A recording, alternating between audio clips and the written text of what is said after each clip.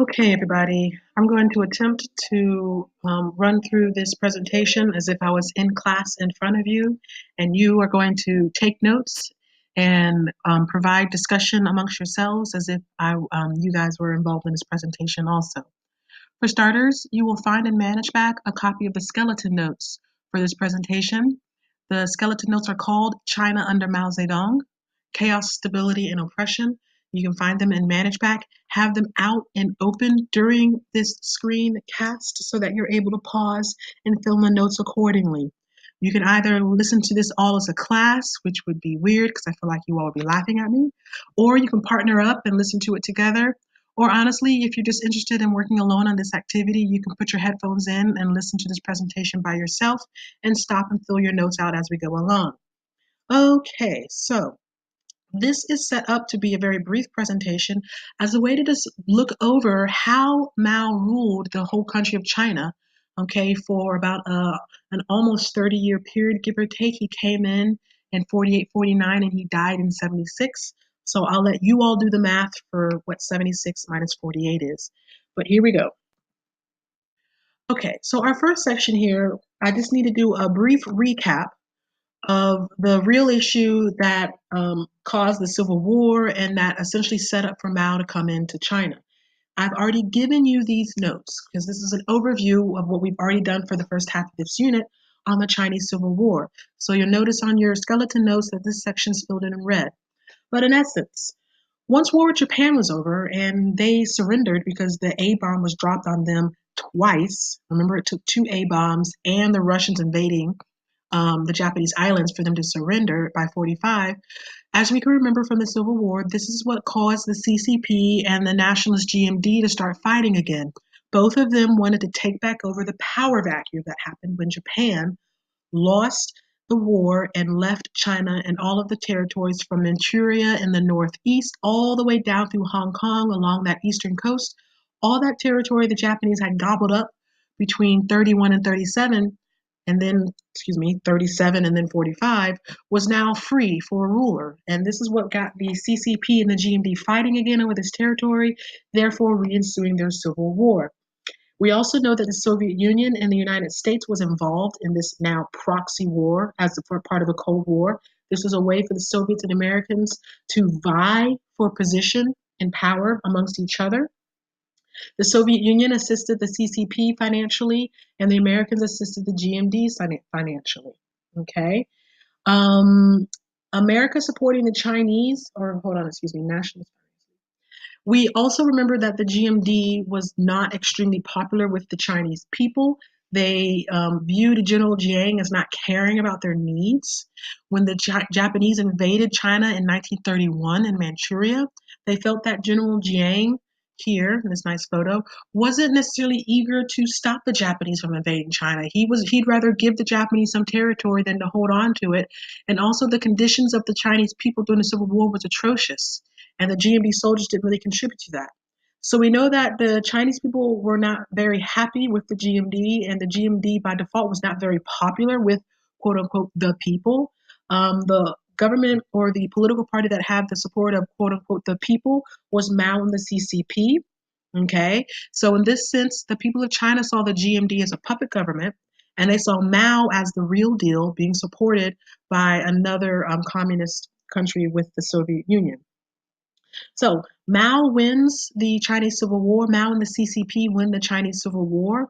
In 1949, in October of 1949, Mao Zedong declares the People's Republic of China to now exist. The GMD left and fled by the millions a few months later, along with Jiang. And so China undisputedly becomes Mao's and the CCP's. Now, I want to make a small point here. If you have to and use the term republic or democratic in the name of your country, just so you can let people know that it's democratic or republic, then it's probably not a democratic republic. A republic is an example of a type of government where people have the choice to choose their leaders, and there are different types of republics. Democracy is a type of a republic system. And the fact that Mao had to declare China as the People's Republic of China is ironic because it was very far from a republic. People did not vote. They did not go to the ballot box. And you could argue it wasn't really there for all of the people. It was there to support a few of the people. So just a little side note. All right, now let's move on to where you should be taking some notes. Actually, this is just going through the slides for the Soviet control, for this, the Soviet help for the CCP and the GMD help for the Americans, as well as clarifying Mao's win.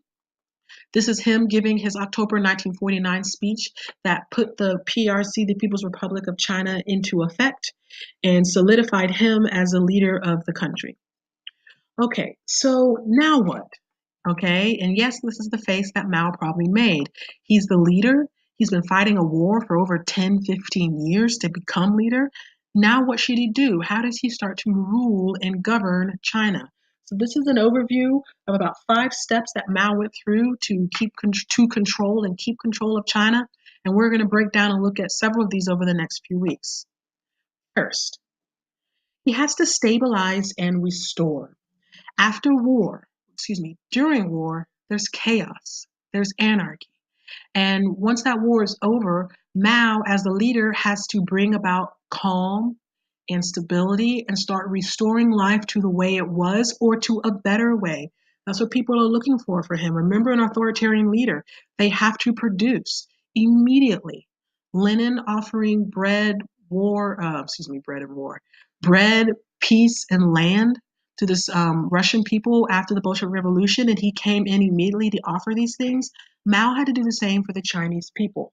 So, Chairman Mao, as we will now start calling him, and the Chinese Communist Party, they inherited a very scarred, a war-torn nation.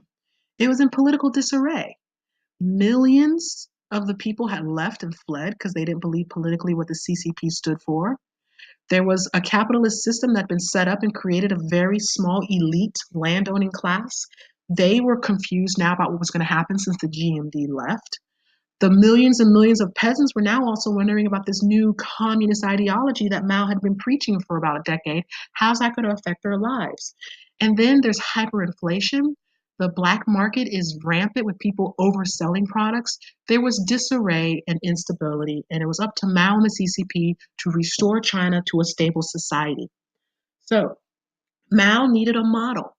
If he's going to stabilize and restore, who does he look to help him rebuild China, especially in this socialist image that he has? Well, obviously, he looks not very far. He looks to the north, to the Soviet Union. And he looks to see what Stalin did with his 5-year plan. Stalin's 5-year plan was a plan that was set up so that the Soviet Union would go from a nation of farms to an industrialized superpower in 5 years. That was Stalin's 5-year plan. And how he would go about doing it was essentially taking everything that was private, making it nationally owned by the government, and then spreading out the wealth and the resources. But it didn't work out that easily. But Mao saw this as an opportunity for himself as well. And in 1949, Stalin's 5-year plan, they did not yet know the full effects of it, the world.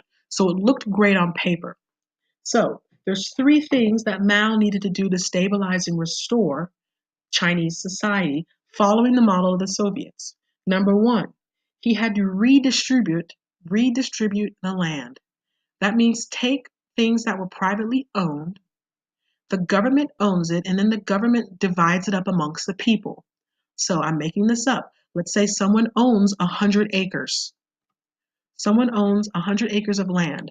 One family owns 100 acres of land. Mao would take that land and then give 10 acres to 10 different families. That's an example of redistribution. You take from someone else and you spread it out equally amongst the others. The second thing Mao needed to do to rebuild China into a socialist style society, he needed to destroy the wealthy landlords.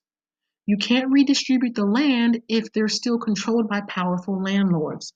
So he needed to remove the wealth from these private individuals, make sure that they didn't keep it or get it back. The third thing he looked to do was create a heavy industry in cities. Industry means jobs, businesses, factories. And this needed to be created in the Chinese cities. Let's say, for example, Shanghai. War was fought very heavily with the Japanese and in the Civil War between the GMD and CCP, Mao needed to get people back into the stores again.